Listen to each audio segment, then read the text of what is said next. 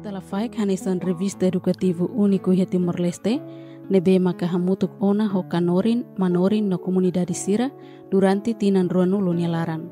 Lafaic produz buat para kona, kafo nene, kira kon ba história dele, mas ve ikut ne começamos desenvolver ona ba conteúdo curricular, começou a hita kata língua, teto, português, ciências sociais, ciências naturais, ao sirselukan, hanu ne dia kona.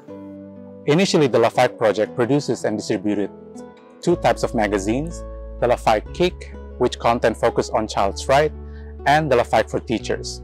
Now, with the help from the government of New Zealand, the project produces and distributes 4 types of magazines in all 13 municipalities in Timor-Leste. The Lafaic Kick and Prima magazines have reached over 260,000 students, while the Lafaic for Teachers have reached over 12,000 teachers from preschool to grade 6. The Lafaic ba Comunidade magazines reaches half of the households in Timor-Leste. Now, as the trend of digital literacy is increasing among youth in Timor-Leste, we've also tapped into the digital platform to expand our reach. Currently, we have the Lafaic Facebook page, which has over 144,000 followers, the top 5 most followed Facebook page in Timor-Leste. Revista Lafaic hanesan material didática complementar nebe makbele apoio kanorin no manorin sira iha prosesu aprendizagem lor-lorong no saimos matadalan ba mudança moris dia comunidade siranian. What this midterm review, which was a really important piece of work for the Lafaic project, found was that children who regularly used the magazine for their learning had a measurable, statistically significant increase in their literacy reading results.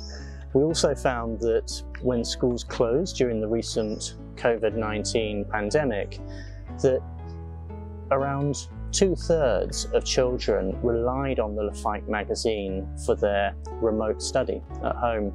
So it was really important for continuing education when schools were closed. Apart from educational value, the midterm review also found a wide range of social impacts from the project. Amongst other things, we found that for youth and adolescents, that the Lafaic learning media products were the primary channel of information for them. And we also found that at a household level, households that regularly read the Lafaic project were 10% more likely to regularly save in line with the livelihoods and saving programs that are promoted through the project. But the Lafaic magazine is just such a treasure for Timor-Leste, and we see this as a really important contribution that New Zealand can make for education here in Timor-Leste.